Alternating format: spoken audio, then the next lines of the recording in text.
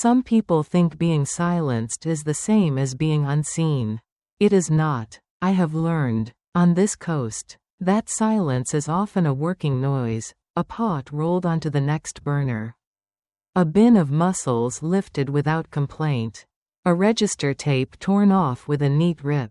When a woman like me goes quiet, it is not surrender. It is attention. It is the kind of listening you do with a pencil in your hand. The ledger open. The kettle nudging toward boil.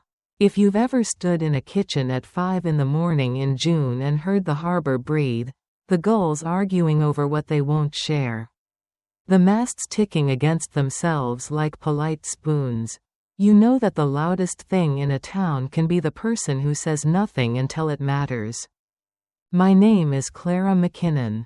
I am 58, a widow, and I run a 6-room B&B that rests above a chowder and supper place my husband and I opened the year before our son lost his baby teeth. The sign out front is cedar. Hand-painted. Plain. Harbor House, rooms and chowder. We're 2 blocks from the Lunenburg waterfront. Close enough that the gulls audition for your breakfast whether you ask them to or not. Upstairs is where guests sleep. Downstairs is where fish becomes soup and bread becomes patience. The office is a narrow alcove behind the kitchen, 2 filing cabinets.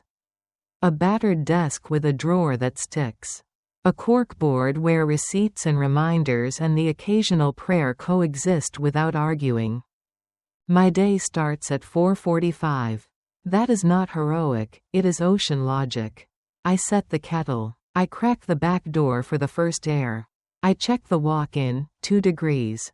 Bless it. I log the temperatures because Fraser Health may belong to British Columbia but food safety belongs to mothers and I will not serve something I wouldn't put in the mouth of the child I still see in my son's shoulders when he forgets himself. I run my eye over the prep list: onions, celery, carrots, chopped and ready. Potatoes peeled into a bucket of cold water, haddock fillets tucked in hotel pans. Mussels sleeping in the cooler with a damp towel and a note that says, "Wash twice, cream delivered last night" sits like a promise. I grind coffee and listen to the grinder's honesty. I write the date on the little board by the pass. I put the batter for brown bread in the proofer and make sure the oven reads the truth. At 6. I put on the chowder. The room receives the smell the way a church receives the first hymn. By 7, the guests begin to come down in their socks. Polite and hungry, I pour coffee into hands that traveled to get here.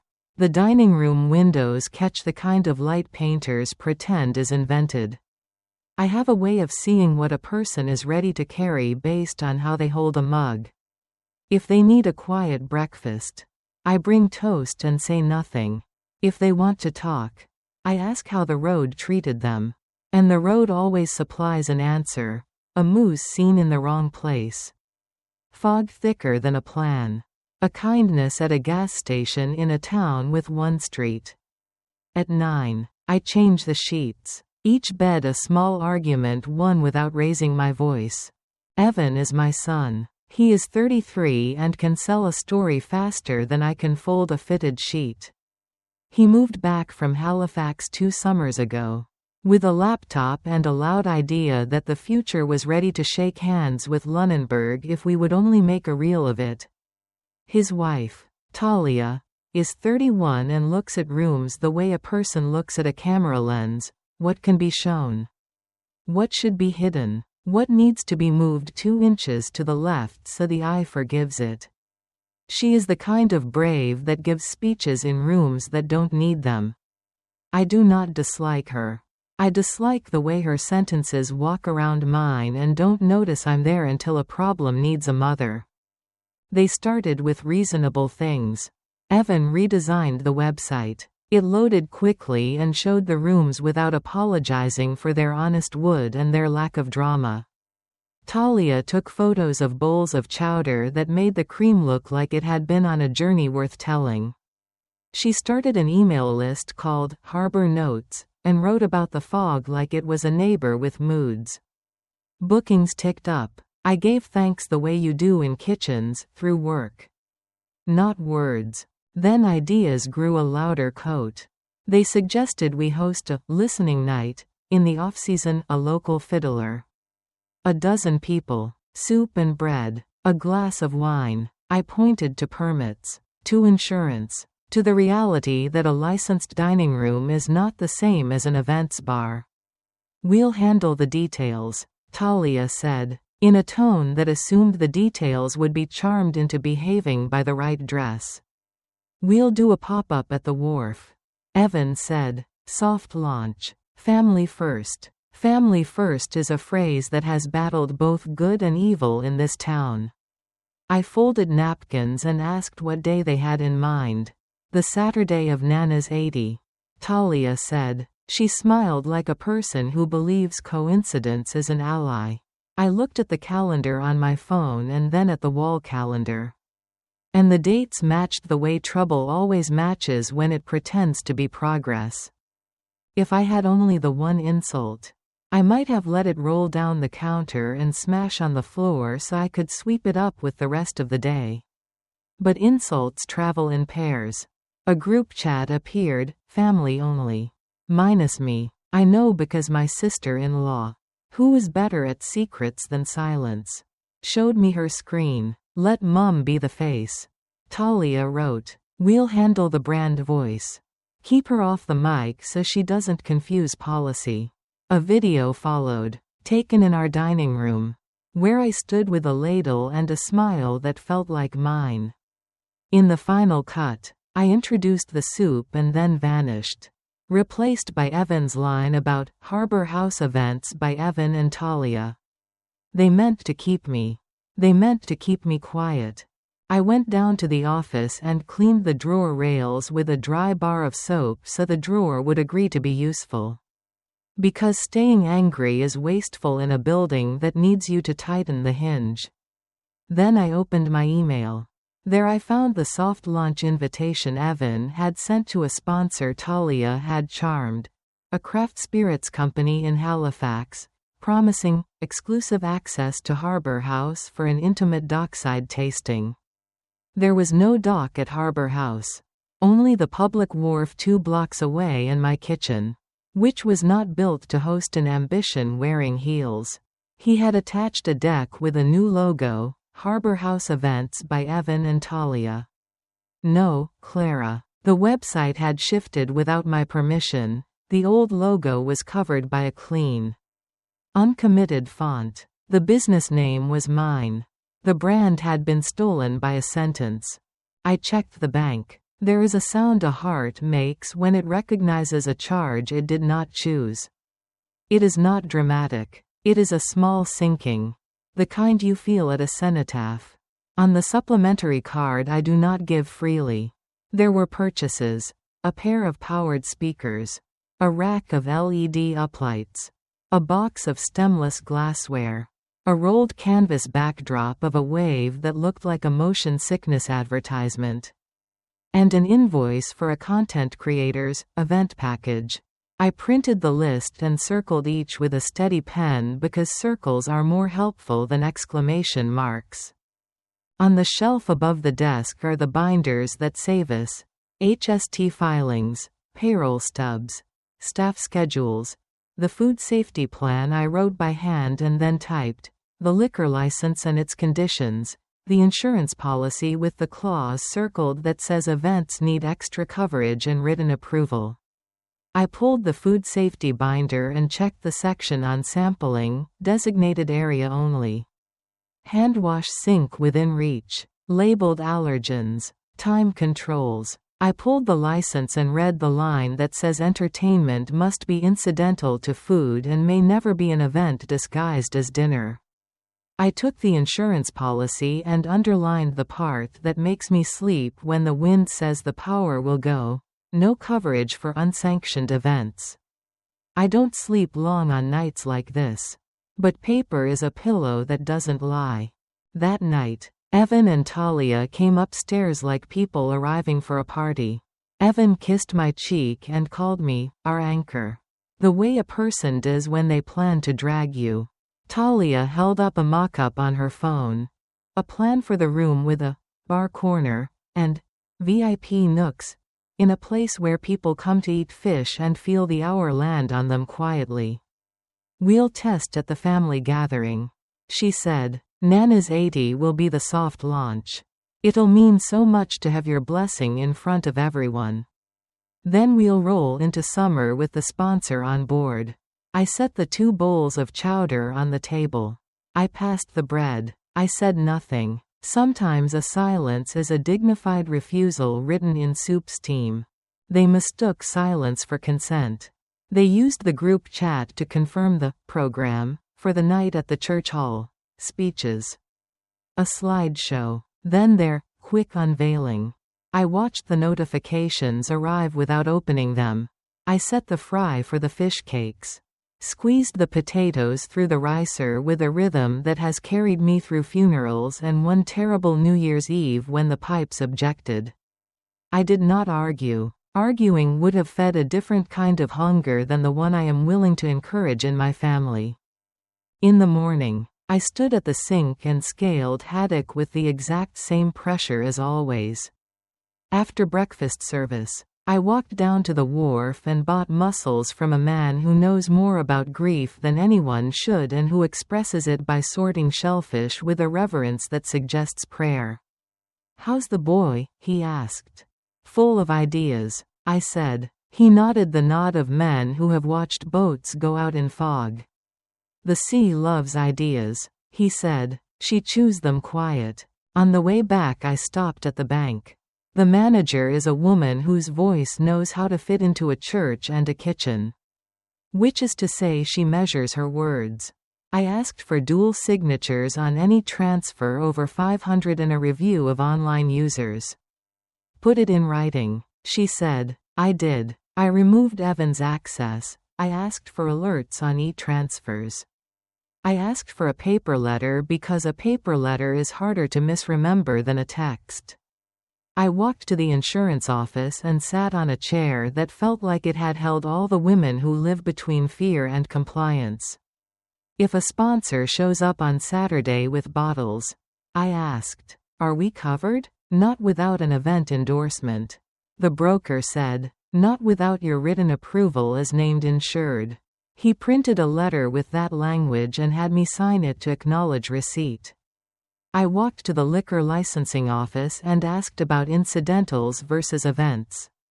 The clerk, patient as shore rocks, explained what I already knew. I took her card. Because the shape of a card strengthens a sentence.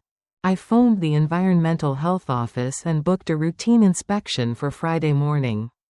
Not because I was worried. Because a signed sheet posted near the pass speaks louder than my mouth in a room where my son thinks microphones are the way truth is validated.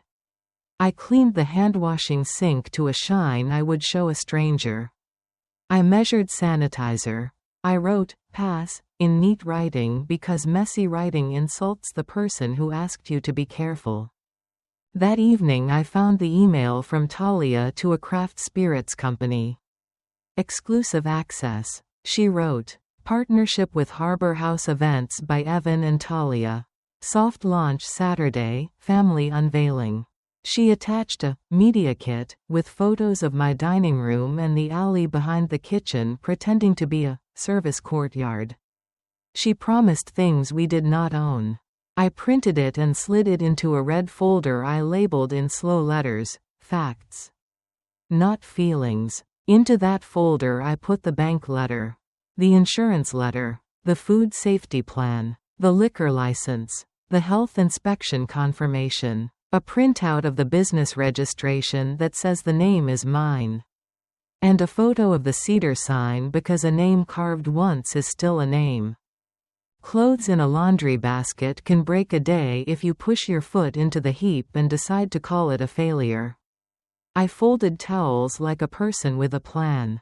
I wrote, on an index card, the list of things I will not let be taken from this house: the right to say no, the right to decide what a dining room is for, the right to not be put on a stage when all I want is to ladle soup and let people go home smelling like butter and sea. I put the card in the red folder. Because even stubbornness likes a sleeve. The next morning, the inspector came at 9 sharp, young. Hair in a bun that says her mother raised her to keep it out of food. Clipboard ready. We walked the kitchen. She checked the hand wash sink. The probe thermometer. The sanitizer test. She looked at the allergen sign. She nodded at the clean labels in the cooler. Sampling? She asked. At the pass only. I said. With controls. No alcohol service without endorsement. She said. None planned. I lied. And then prepared to make the lie true.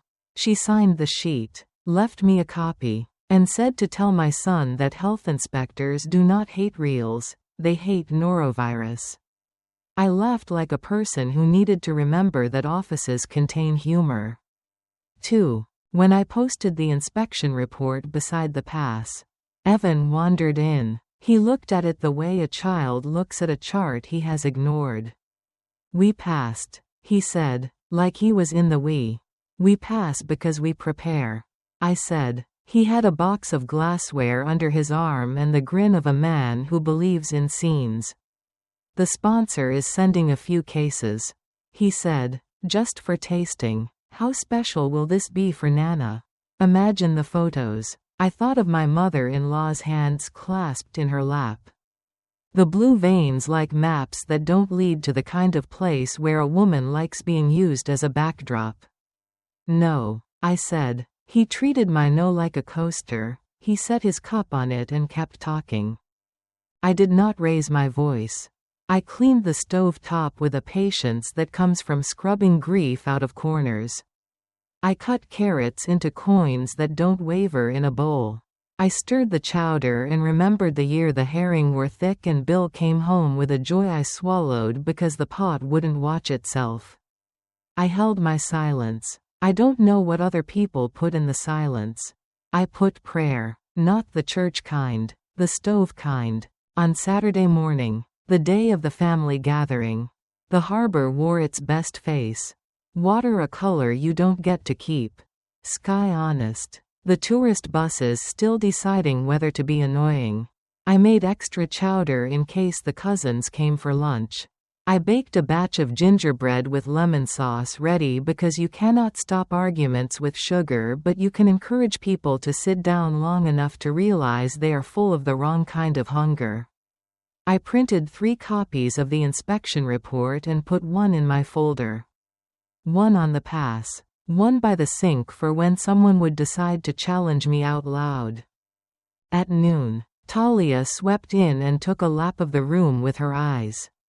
We have the backdrop, she said, cheerful. We'll set it up at the hall after the slideshow. No backdrop, I said, gentle but very near the floor of my bit of patience. She patted my arm like a person taming a pet. Mum, she said, let us handle the mood. Mood is a poor substitute for compliance. I checked the reservations list for who needed late checkout and wrote a note for the cleaner to hold room 4 until 2. Because the guests had asked. And the best kind of power is the kind that uses itself to make someone else's day easier. We walked to the church hall at 4 with the molasses cookies I promised my sister-in-law and a stack of plates that once belonged to Nana before she decided plates have to earn their keep. Family arrived in that awkward cluster of greetings and coats and folding chairs people take too seriously. The hall smelled like coffee and floor wax. A table held photos of men with hats and women whose hair did not dampen in humidity. Nana sat in a place of honor. This being her 90th year. Though the invitation persists in calling her 80 because certain numbers scare people. She wore her blue dress and the brooch that has survived more weddings than most vows. We ate potluck. We laughed where laughter was expected. The slideshow showed my husband as a boy holding a fish the size of his future and my son as a child with cake smeared where pride belongs. Then came the moment I understood I had been moving toward since the first time I heard my name mispronounced into a microphone. Evan took the mic and tapped it to wake the room. Talia stood a step behind him, smoothed her hair, and lifted the corner of a canvas that waited like a curtain craving a stage. Before we sing, a quick surprise, Evan said. We're excited to announce a new chapter, Harbor House Events by Evan and Talia. We'll be showcasing tonight with our sponsor, Just a Taste, and then this summer we'll bring more music and evenings to the waterfront. Mum will be our heart, of course, our heritage. He said heritage the way a realtor says, cozy, when a room won't let you turn around wearing a coat. I watched the room go still. In stillness, a person's eyes show you the math they are doing. I took the red folder from my tote and did the one thing everyone who loves me knows I do before I speak. I arranged the papers in the order I want my voice to land. Before you unveil, I said, not into the mic, just into the room where Bread has trained voices to be kind. I need to note a few truths. The priest, who has seen more family dramas than the average therapist, handed me the mic anyway. Because kind does not have to mean quiet. I set the red folder on the lectern and opened it like we open the pass at 11, clean towel. Sharp ladle, steady hand. I did not give a speech. I read sentences for the benefit of the part of the room that respects print more than tears. Business registration, Harbor House, Clara McKinnon. I showed the paper. Liquor. No events without endorsement approved by owner. I showed the policy. Insurance.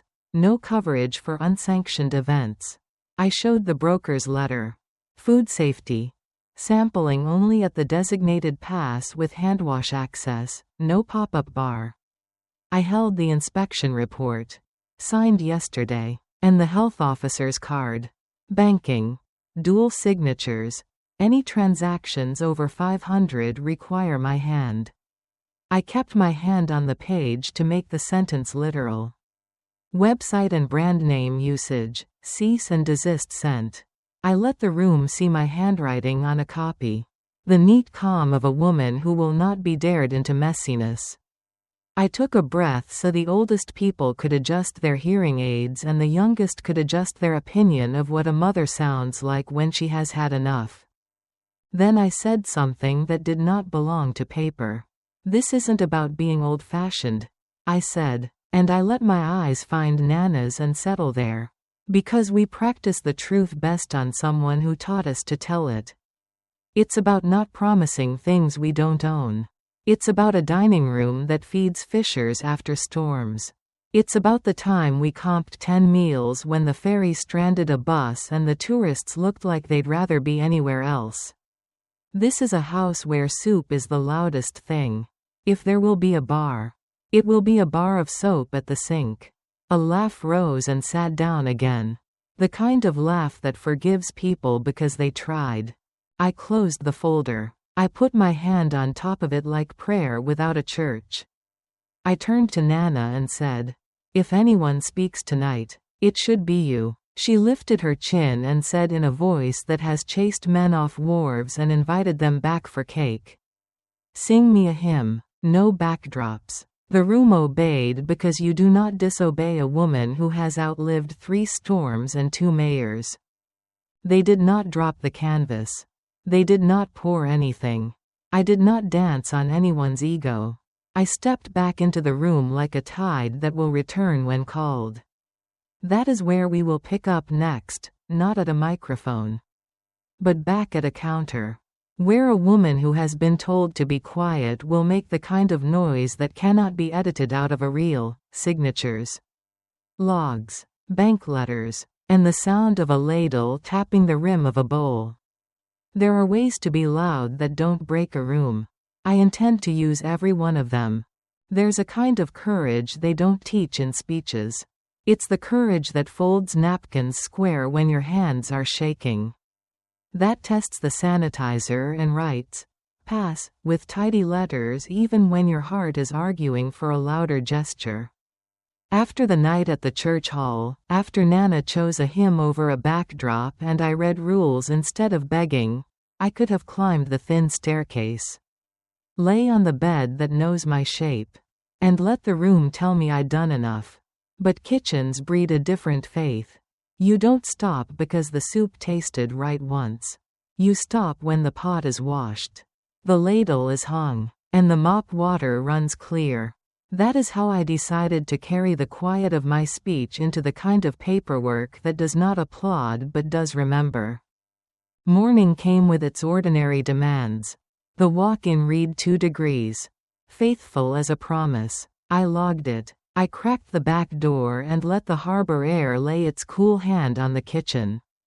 The gulls had opinions. I fed none of them.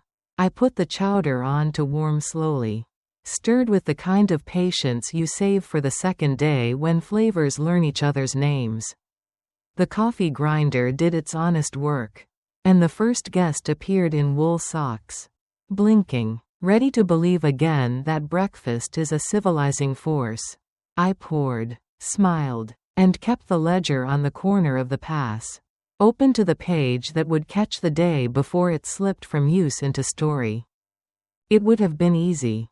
With the family quieted and the backdrop folded in its bag like an apology.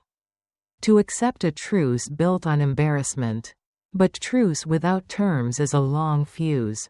I cleaned the pass, set the brown bread in to bake, and after the last plate left the kitchen, I took my red folder from the drawer and set it in the light. I have never owned a sword. This is what I carry. I began with the bank because money is the river other people try to swim your life in. I walked to the branch 2 streets over. The one with the carpet that forgives fishermen and the tellers who ask about Nana by name. The manager, a woman whose hair never lies, waved me into her small office. I placed my driver's license, the business registration, and the red folder on her desk like ingredients we both understood. I'll need the dual signature setting confirmed on all outgoing transfers over 500. I said, and I'd like alerts for any e-transfer attempted without my approval. She clicked and printed and slid a form across the desk. The paper stiff with helpfulness. And, I added, remove Evan's online user access for now. He'll be paid hours like anyone else. If he needs to see a number, he can ask me to show it to him in the daylight. She didn't look surprised. She asked for my signature twice. And I gave it like a person writing her own name exactly where it belongs. Before I left, I asked for a letter on letterhead confirming the changes. You like paper, she said, half smiling. I like things I can tape to a wall. I replied, insurance next. The broker's office is small and crowded with files that smell faintly of winter coats. He greeted me with a pen already in hand. I showed him the sponsor email and the mock-ups and the words, exclusive access, that had no business standing near my dining room. Without an event endorsement and your consent, there's no coverage, he said, underlining a line on the declarations page with the satisfaction of a man whose underline is a moral act. I'll write a letter that says exactly that. With dates. Add, I said, that any alcohol served must be served under the conditions of our license and that tastings are sampling only in the designated area with handwash access. Not at the wharf. Not in a pop-up. Not under a rented string of lights. He wrote while I spoke. And I watched the letter take shape. A small boat I could launch against the tide of someone else's optimism. On my way back, I stopped at Service Nova Scotia to ask, politely, tiredly, about permits that had been discussed in rooms I do not host. A woman behind the counter with the calm of a person used to translating hope into forms explained again the difference between a licensed dining room and an event space. Incidental music? She said. Possible. Ticketed event? She tilted her hand to mean no. Owner approval? She tapped the counter. Always. She printed the regulation for me. I thanked her in the currency bureaucrats prefer accuracy. I returned to the kitchen with paper layered like pastry in my folder. Lunch was light, 2 bowls for a couple from the prairies. Bread for a man who swore he'd only ever eat bread made by someone who could tell him what the oven had done yesterday. I sent them off softened and turned to the office. Cease and desist letters are a genre I hoped never to learn to write. But there I was, drafting 2. 1 to the Craft Spirits Company, no brand activations, tastings, or promotional events at Harbor House without a written site agreement signed by me as owner. Proof of insurance naming us as additional insured. And confirmation of compliance with licensing and food safety. Any assertions of exclusive access are inaccurate and must be removed from your materials. 1 to the hosting platform where Evan and Talia had quietly changed our profile name.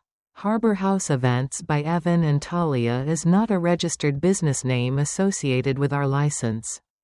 Restore our legal name or remove the listing.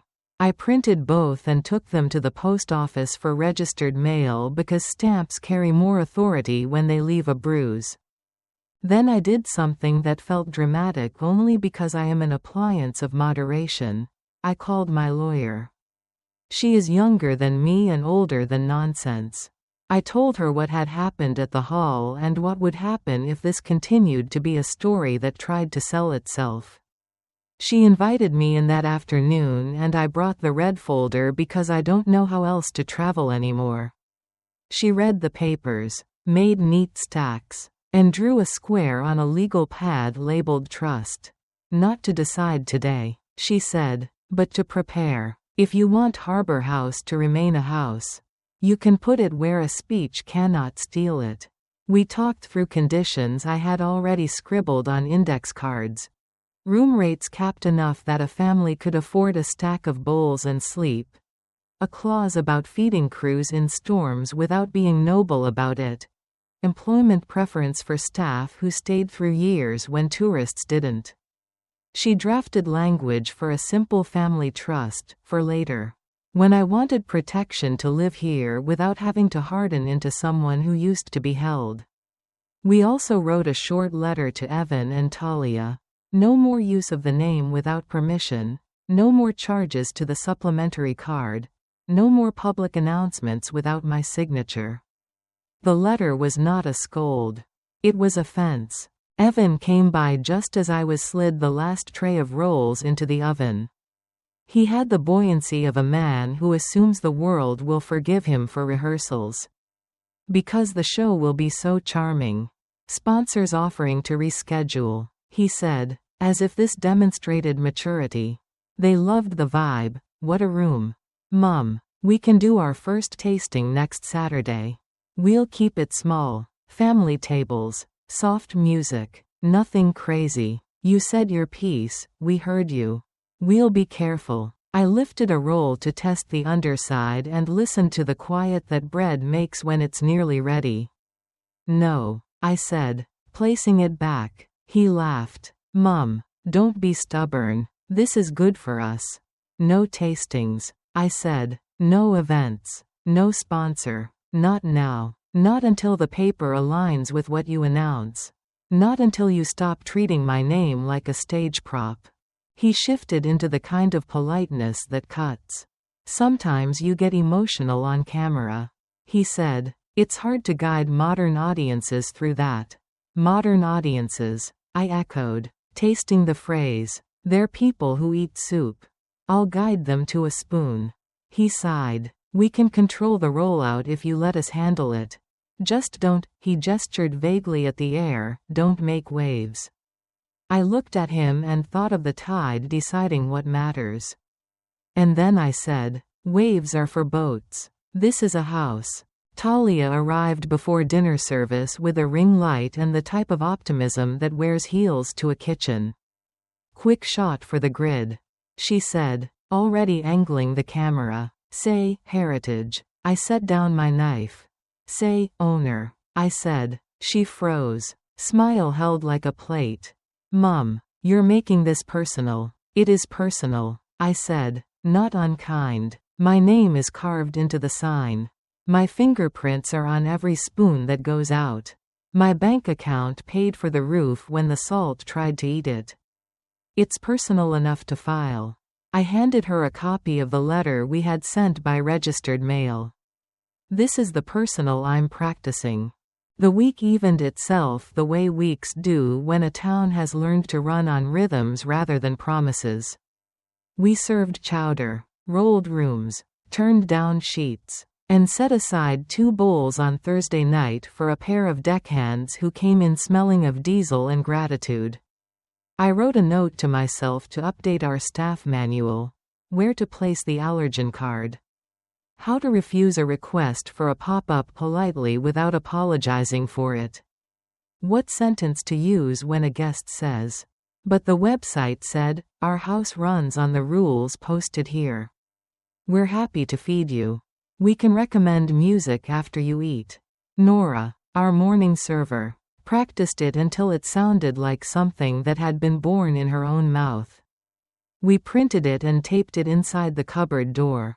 On Friday, the health inspector came for the routine inspection I had scheduled before the haul. She was brisk and kind and wrote her neat initials on the line I hoped for. Food contact surfaces, clean. Probe thermometer, calibrated. Hand wash, accessible. She glanced at the corner where someone had once wanted to set a bar and smiled without malice. "And here," she said, tapping the line that would do more to quiet a sponsor than any speech I could give. Sampling only at the pass. Owner approval required for any variation. I copied the report and posted it where eyes rest when they wait for soup. Saturday morning I wrote a list labeled sacrifices because a ledger for pain is a way to be sure you are not romanticizing it. I wrote, sold Peter's pickup the year the roof sulked. Bought the new dishwasher after the old one made us carry plates like apologies. Paid Evan's first-year tuition when he could not ask. Fed the harbor the week the ferry stranded 2 busloads. Did payroll in a blackout by the light of a candle that smelled like something we never would have bought if we had known how expensive it would be to stand there and pretend to be calm. Below that I wrote another list, what they forget. That we are allowed to refuse beautiful ideas if they cost us the room. That soup can be an event. That Nana's laugh is a permit we respect more than any printed one. That people do not come to Lunenburg to meet ring lights. That a house that feeds you is more modern than a bar that tests you. Bryn wasn't in this story, Talia was. But the cousin tree has many branches. A message drifted through a relative. We were just trying to make you look good. Aunt. I breathed and replied with the line I wanted repeated correctly, make the room honest. And I am good. It felt like a theological statement in a town that trusts fish more than theology. By Monday, the registered letters had landed. The spirits company replied with a carefully drafted email, "We apologize for any misunderstanding. We will remove references to exclusivity and will not proceed without a signed site agreement. We appreciate your commitment to compliance." I printed it and slid it into the folder between insurance and health because that is where contrition belongs, saved. Not sung about. The hosting platform changed our profile name back within hours. A friend texted me a screenshot with a heart. I texted back a photo of soup ladled into a bowl and wrote, "I prefer this icon." Not everything was tidy. Evan and Talia did what cornered ambition does. They doubled down on tone. They posted about tradition meeting innovation, about tender stewardship of heritage, about respectful evolution, a phrase that made even the floor frown. A cousin shared a reel that used footage from our dining room without asking. I wrote the cousin a note, "Permission is a spice you can taste. Ask next time." He apologized and took it down. Small field. High fences. In the middle of the week. A man from town who organizes the Lunenburg Fisherman's Aid Supper stopped by with a flyer. "We're short of bowls," he said. "Any chance you can lend yours for Saturday?" The supper is a fundraiser that builds quiet favors into a fund for bad weeks. I said yes before he finished the sentence. He asked if we'd like to ladle a station, chowder. Or fish cakes. Or just help wipe. We'll bring chowder. I said. We'll bring rolls. We'll bring hands. As soon as he left, I understood the story had set its own stage. The sponsor had wanted a launch. We would have a public thing of our own, nothing branded. Everything witnessed. A room larger than a family and kinder than a camera. I wrote Fisherman's Aid in capital letters on the calendar and underlined it once. The way you do for a birth date. That night, Evan came up the back stairs without Talia and stood in the kitchen doorway like a man who had found the room he meant to enter and needed to borrow the sentence to do it. The counselor who came to Nana's told me I should talk to you. He said, which must have cost him something. He said rooms like this don't need events. They are the event. He rubbed his jaw. I can help without being in charge. He added, each word tasting new in his mouth. You can help, I said, and did not rush the end of the sentence. You can take the early deliveries on Saturday. You can set chairs at the hall for the fundraiser. You can wash bowls between seatings. You can take a turn at the sink and not claim it on a grid. He nodded. And the money I charged? He said, I'll pay it back, not posts. Cash. E-transfer to the account in my letter. I said, first of the month. He nodded again and looked at the floor with a relief that had edges. The days between a decision and its demonstration have a way of testing resolve. Talia sent a long text about respect and optics and how hard it is to build something in a small town when people cling to the past. I replied with one line, we're building supper. She didn't answer. She doesn't like the way nouns deny drama. Friday evening I set the kitchen as if a stern teacher would inspect it in the night. Flour in a lidded bin, onions sacked, potatoes soaking, mussels rinsed and set in the cooler, cream counted, bread portioned, salt sane. I printed the health inspection again and slipped it under the magnet shaped like a whale on the side of the pass. I sharpened knives, washed towels, and placed the red folder on the shelf above the desk. Not because I needed it tomorrow, but because knowing it was there, fat with confirmations and polite refusals, made me stand taller. At dawn on Saturday, the harbor pretended it had never met wind. I opened the kitchen, turned on the ovens, and warmed the chowder to a shy simmer. Evan arrived at 6, hair unstudied, hands in pockets like a teenager called to lift. He lifted. He carried trays like a man remembering his back. He took delivery from the dairy and initialed the slip with the cautious pride of someone who understands that ink can behave like dignity. Thank you, I said, and let the words settle where compliments should, on work, not credits. By 8 we had sent the first bowls to room guests and after 9 we were stacking Cambros in the back of the old hatchback for the hall. The fundraiser hums at a frequency that forgives planning sins. People came with muffins and energy and a willingness to be told where to put things. The kitchen there is bigger than my whole downstairs and less intimate. We made it ours with towels and lists. The leader, a woman with arms like the mast of a boat, handed me a ladle and a spot at Station 3. Evan took the dish pit. Talia arrived late, hair pinned, eyes skittish. She stood near the door and looked like repentance glancing at a menu. I handed her a stack of tickets.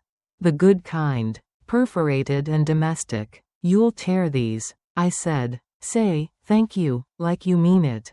She nodded and set her ring light beside the wall and did not turn it on.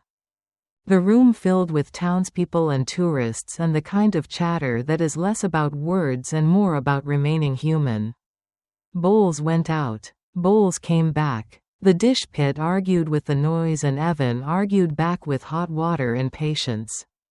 At the far end of the hall I recognized the sponsor's rep, neat jacket. Polite shoes. Expression of a person looking for a marketing angle. He spotted me, approached with a well-practiced smile, and extended a hand. "We'd still love to," he began. I nodded toward Station 5 where they were short 2 volunteers and handed him a towel. "Help us carry," I said. "We can talk after." He did. He carried. He sweated. He learned more about the room in an hour than any deck could have taught him. Halfway through the second seating, Nana arrived in her blue dress, escorted like a naval hero. The room stood without needing to be asked. She waved us down with the immodest authority of someone who has never needed a microphone. "Eat," she said, "then sing." We ate and did not sing because bowls waited and tickets wanted tearing. But her voice routed through the air, reminding us what all this is for: keeping people fed. Keeping a shoreline from forgetting itself when other lights beg your attention. When the last bowls were washed and the floor mopped to that singular shine that tells you the day will permit your sleep. The sponsor rep came to find me. "We'll send cans," he said, breath still climbing his chest. "Packaged. Ingredients listed. You can sell them beside the jam if you want.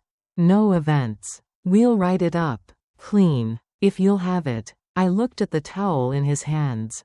Grayed with the work of an afternoon. "Send the note," I said. "I'll tape it to the wall when I sign."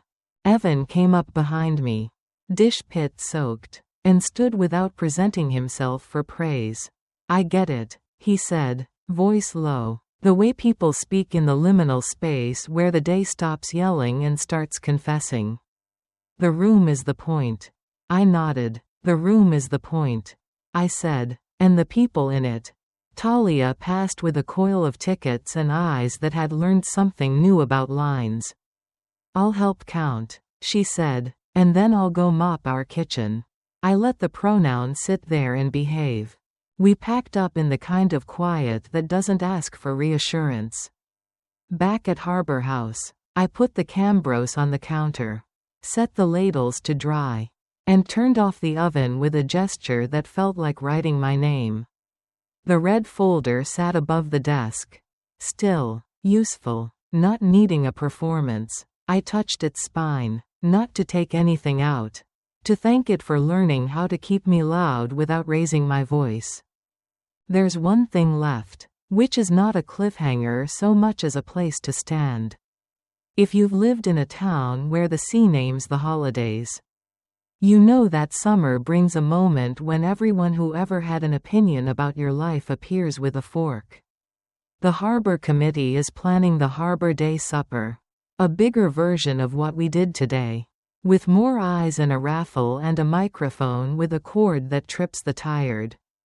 The cousins will come. The sponsor will attend with his clean note. The priest will say grace. The mayor will look like a man trying to deserve his chain. That is where I will do the last necessary thing: not scold, not shame, announce, not a brand, a policy, the kind that can be posted and pointed at by any woman too tired to argue. Because when they tried to silence me, I learned the trick of saying the loudest true thing in a room and then backing it with paper. And when the room is a town, you come prepared to feed it and to keep it honest in the same breath. Some endings don't thunder. They arrive like a posted notice, square corners, black print, the comfort of rules that will still be true when the room empties. After the fisherman's aid supper, after the sponsor carried trays and learned humility has a temperature, I could feel the air around Harbor House change. It wasn't relief. It was alignment. The chairs sat where chairs should be.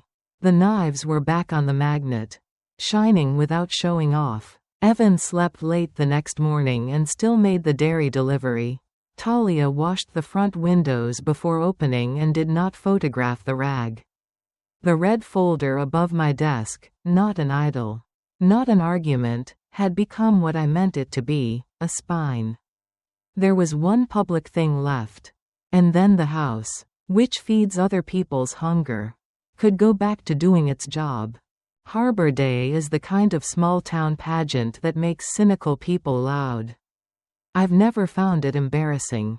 When a town circles itself and names what keeps it alive, the naming has a utility I respect. It happens in August when the water pretends to be tame and tourists think they've discovered something. Tents on the green, booths for raffles and pies. A stage you can trip over if you walk through your own thoughts too deep.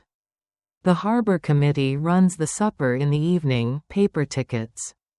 Long tables, borrowed crock pots, church lady coffee strong enough to make a man rethink his politics.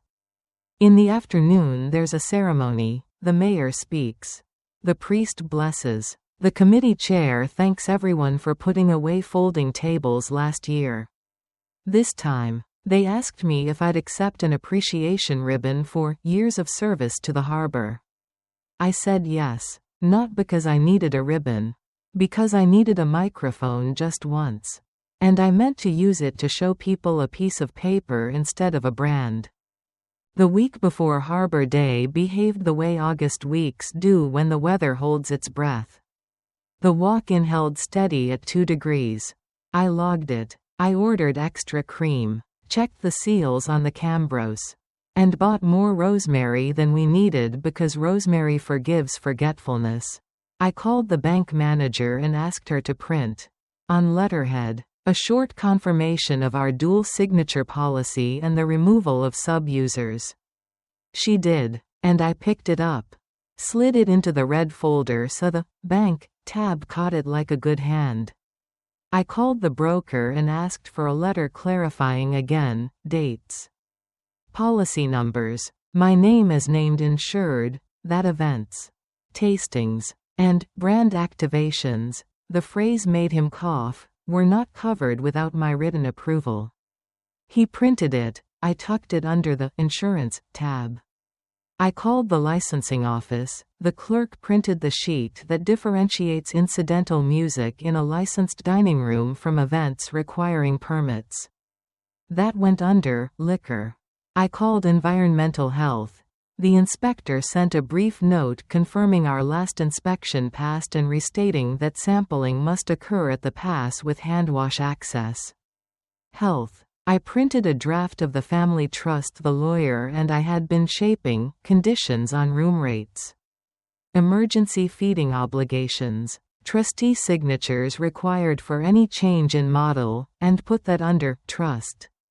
Not to wave around, but to remind myself that even when the noise goes away, the structure remains. The morning of Harbor Day. I was up before the kettle could resent me. The air had that clean intention only mornings know.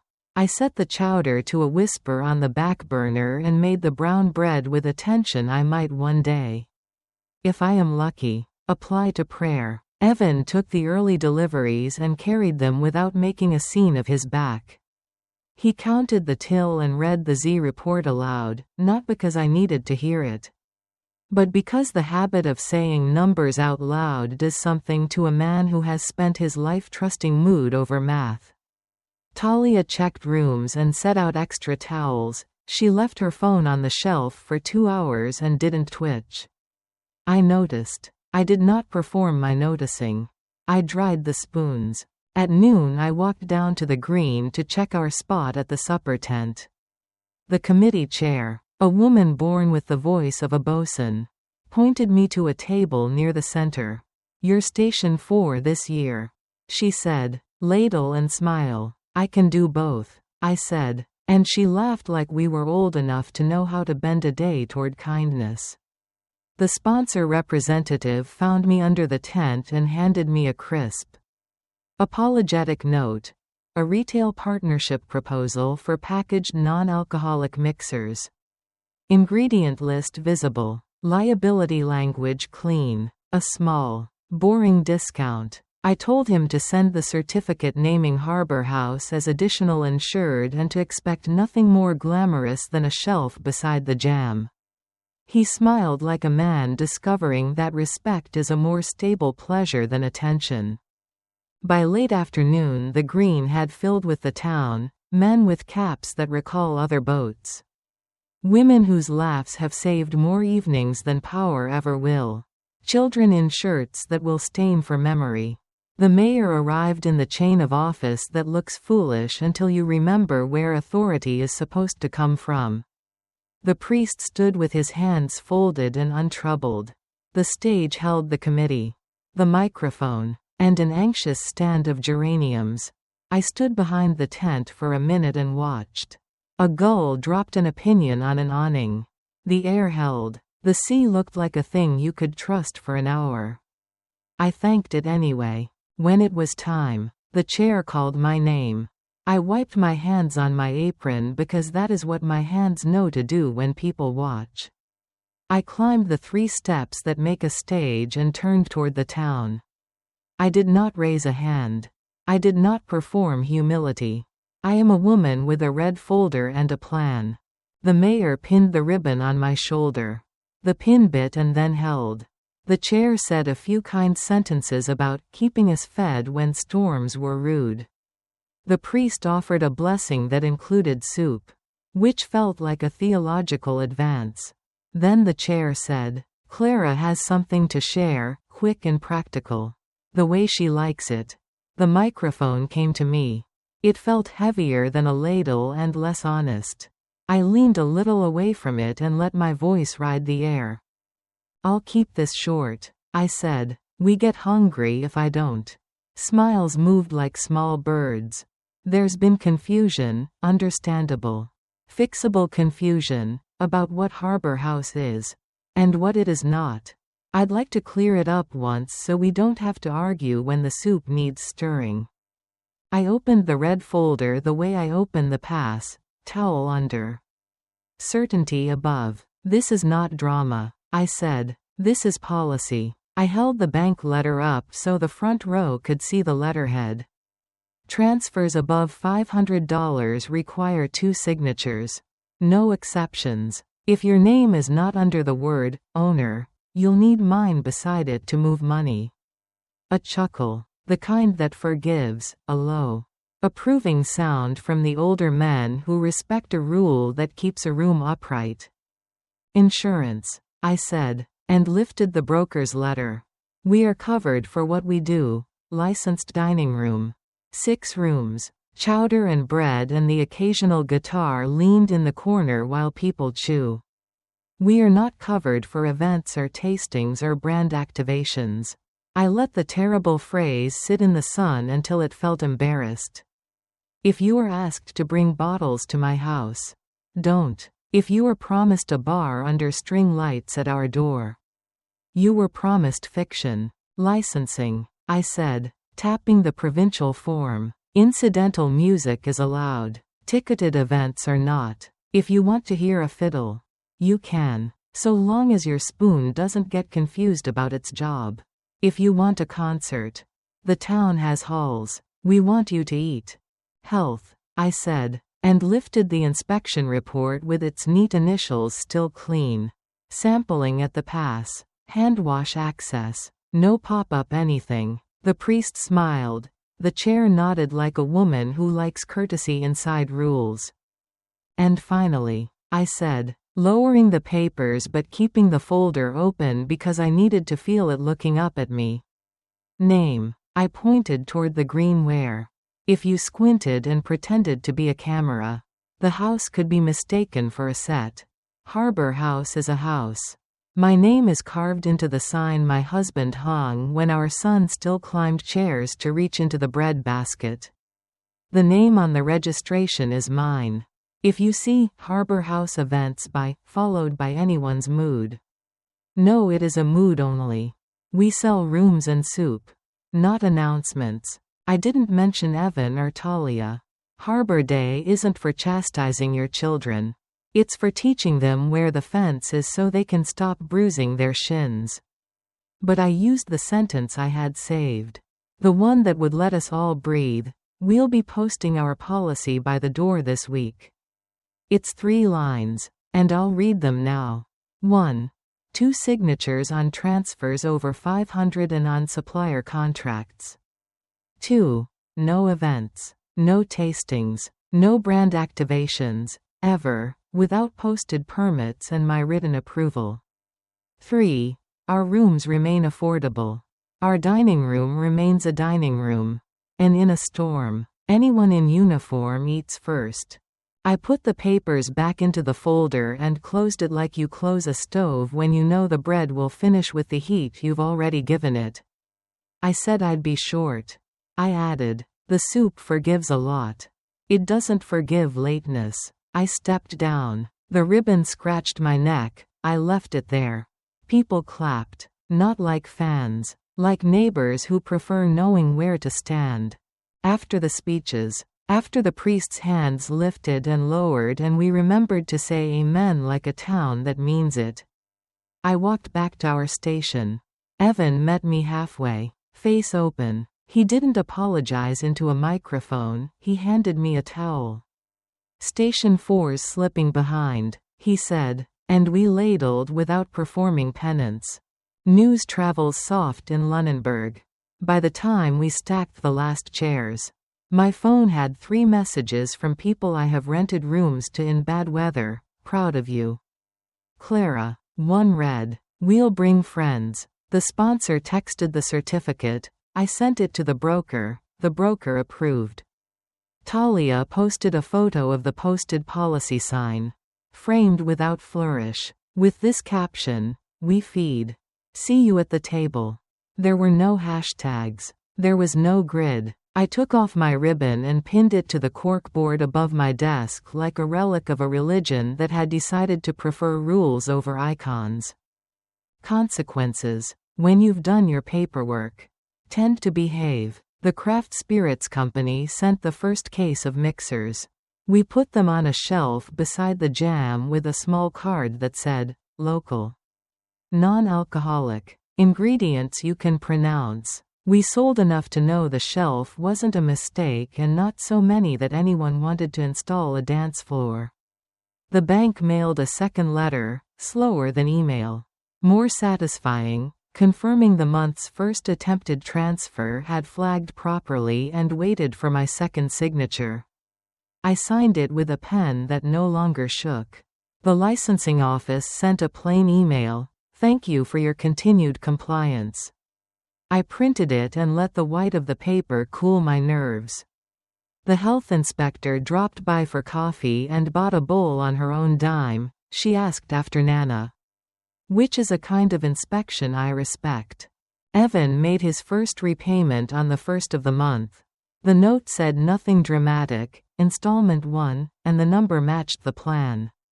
He signed up for a Saturday sanitation course at the community college and left the printout on my desk without expecting a ceremony. He took the dish pit twice that week because the teenager who usually carried that duty had a tournament in Bridgewater. He did not tell anyone online that he had learned the grace of bleach. Talia came in on Tuesday with her hair tied back and a stack of business cards that simply read, Harbor House, Clara McKinnon. Rooms and chowder. I paid for these myself. She said, I put your name where it belongs. Thank you, I said, and meant it the way a person means a thing because it is finally small enough to be true. Some of what changed was not public and will never trend. We rewrote our staff manual with the clarity of people who have learned what ambiguity costs. Where the allergen card sits. How to refuse a donation of live entertainment with kindness. Who has keys to what? How to manage a complimentary bowl without tweeting it. We added a clause to our onboarding that said, this is a house. Not a stage. If you need to be seen to believe you matter, stand closer to the sink. The teenagers laughed. And then they stopped laughing. And then they wrote their names on the schedule and came on time. The trust moved from draft to ink. We signed in the lawyer's office where her firm refuses drama and wept exactly once when I read aloud the clause about feeding crews in storms. Trustees. Me. For now, Nora. Because numbers need a steward, and, when she agreed, Rita, because she knows how to say no so kindly you want to bring her a pie. The trust title will hold the property when I am ready to stop pretending a ladder is my hobby. The conditions are posted in the office. Rate caps pinned to a calendar. No event conversion. Winter priorities listed like commandments we can keep.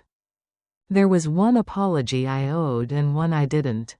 I went to Nana with a jar of lemon sauce and told her I had used her birthday as a shield for my policy. She snorted in a way that makes children straighten their spines. That's exactly what a birthday is for.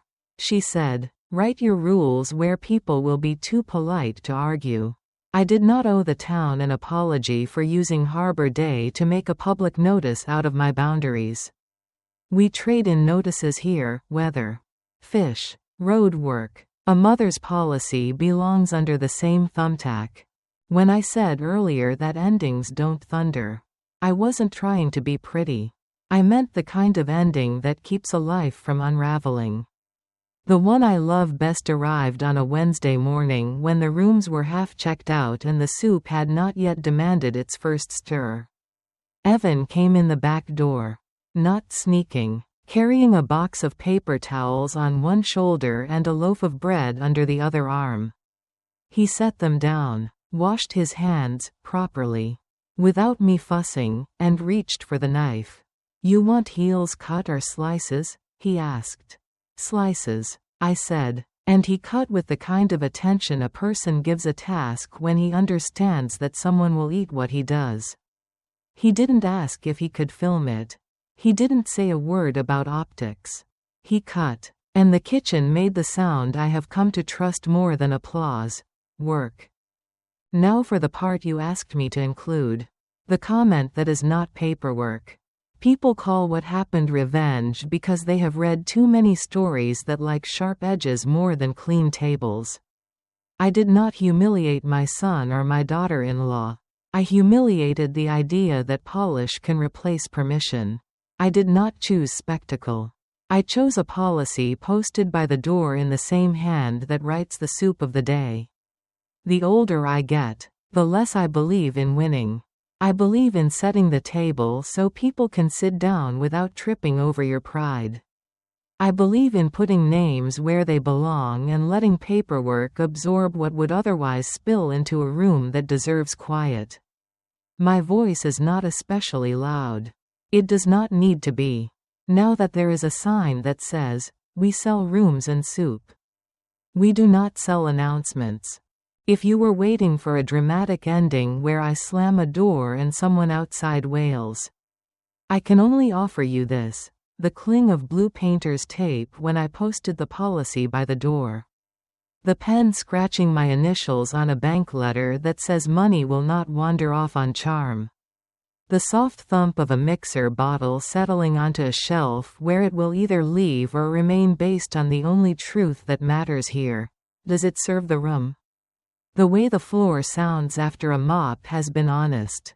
It's small music. It's enough. We're steady now. We serve chowder and bread and a pace that undoes a person without humiliating them. Tourists still ask for things we will not give them. Tables by windows that don't exist. Wire-free sunsets. The feeling of being discovered in a town that has been here all along. We answer with bowls and kindness and rules. The sign outside remains plain. The ribbon fades into the corkboard and will one day fall. The thumbtack will outlast it. The red folder is thinner because much of its heft has been translated into a laminated sheet by the door that any staff member can point to when someone's mood pretends to be a plan. If this story put steel in your back or calm in your hands, if it reminded you that you can be heard without shouting, tell me. Like this if it made you feel less alone at your own counter. Subscribe if you want more quiet, stubborn stories about women who run rooms with policies and ladles instead of microphones and moods. And comment. Have you ever had to turn a family idea into posted rules?